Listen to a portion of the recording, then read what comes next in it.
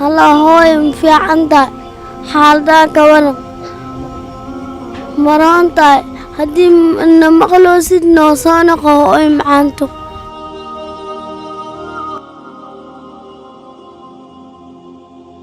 هوي أنا وين تتمرري موش ماشي جرتو تنت لوليه waxay ahaayeen qoys ka kooban 12 ruux oo muddo dheer soo wada jiray laakiin duruufuhu kala geeyeen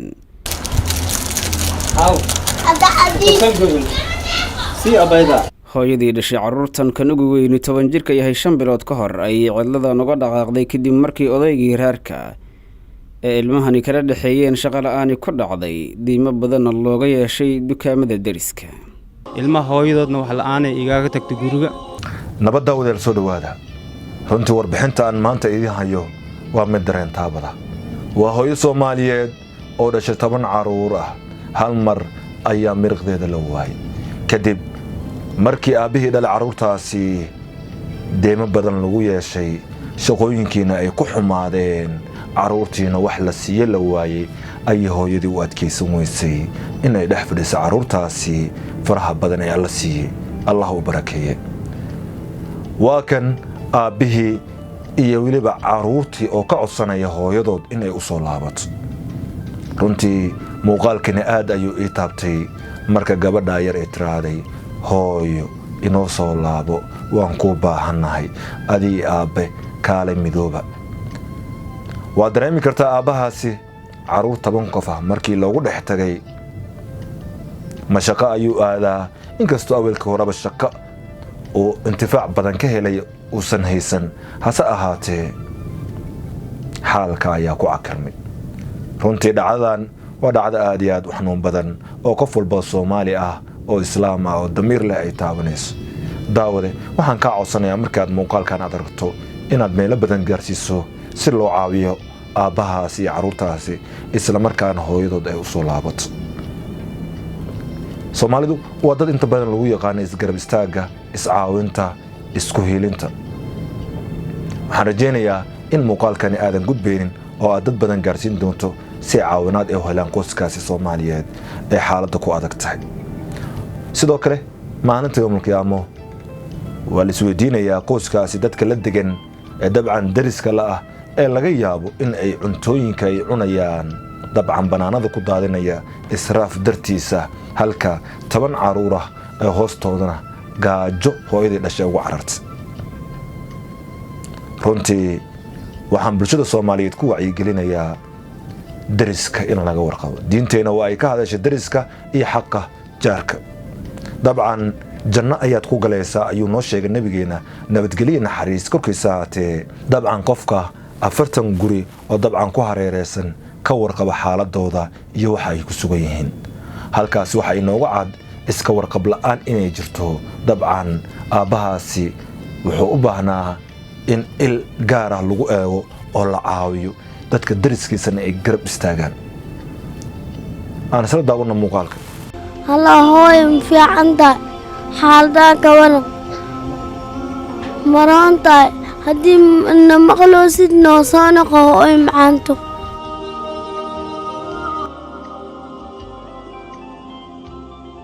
هوي أنا وين تتمرري موش ماشي جرتو تنت لوليه waxay ahaayeen qoys ka kooban 12 ruux oo muddo dheer soo wada jiray laakiin duruufuhu kala geeyeen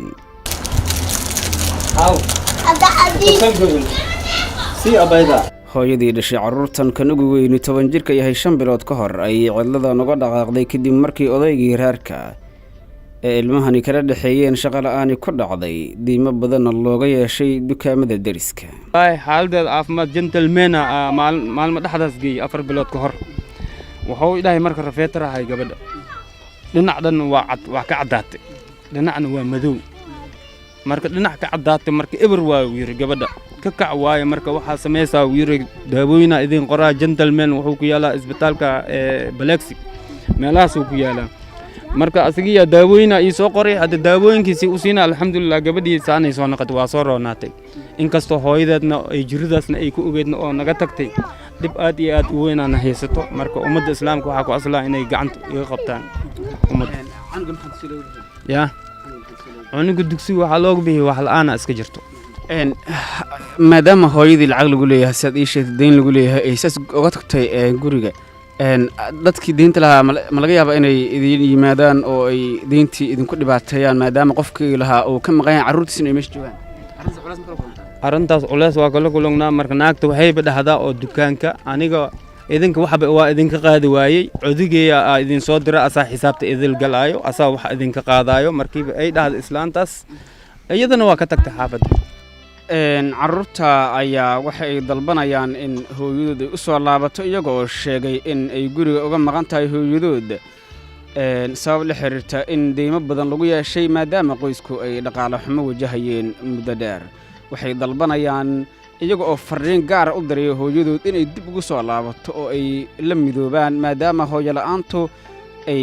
tahay wax aad u dhib badan aawara oo daawo la dhacayd aan deen ku qabtay aabbo lacag wuu soo waayay iidii aabbo waa isku dhaceen waynay tagtay hooyadayna ii soo noqotaa rabaa 5 bil camalena ay maqan tahay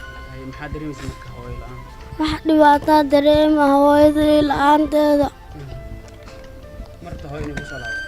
waa rabaa maayo waynu soo salaamtaale yaa haa waxaana dhahday aabbahaa bil dhii waaye qayladiinni balaayadiinna marabiyeen dhahday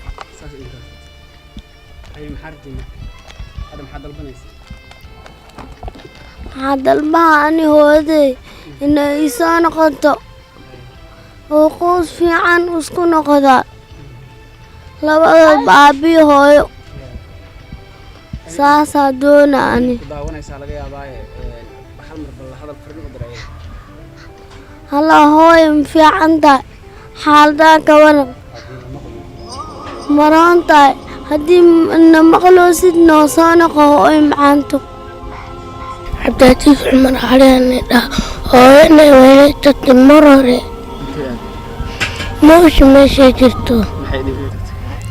deynta luu leeyahay dugsigii maxaa laga saaray dugsiya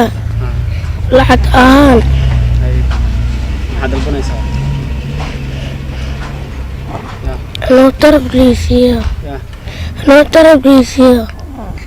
quraanka tamaraysa quraanta qololle